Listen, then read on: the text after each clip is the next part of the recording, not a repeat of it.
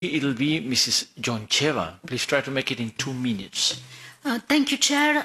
Let me express my gratitude to Commissioner Jourova for her personal commitment to the rule of law. I will continue in Bulgarian. Уважаема госпожо комисар, колеги, убедена съм, че всички вие добре сте запознати с ситуацията в България. Скандални нива на корупция, липса на медийна свобода, неефективни реформи, системни нарушения на основни човешки права, масово незачитане на европейските принципи, постоянна пропаганда, фалшиви новини, разпространявани от самите власти, бити и заплашвани журналисти, изнудвани бизнесмени, показни операции срещу опозиционни лидери. Въпреки пандемията, десетки хиляди български граждани всеки ден протестират с едно единствено искане – слагане край на авторитарното управление.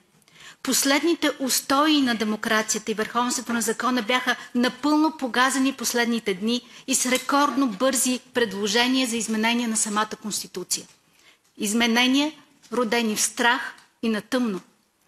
Затова днес се обръщам към вас от името на хиляди български граждани с 2 въпроса, много конкретни въпроси, и ви моля за конкретен отговор, госпожо Йоурова.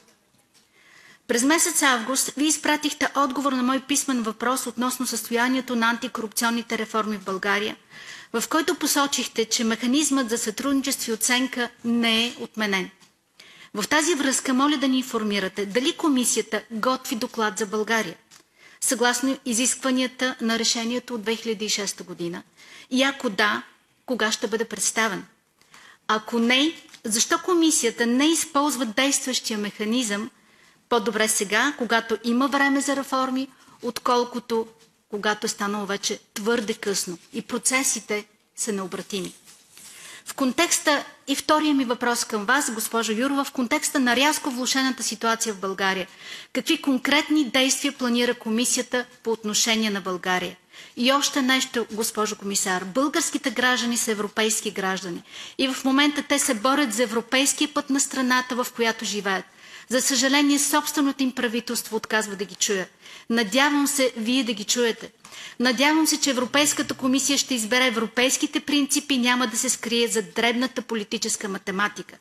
Днес е време Европейската комисия да избере кое е по-скъпо – демокрацията, българската демокрация или господин Борисов. Благодаря ви, госпожа Йоурова.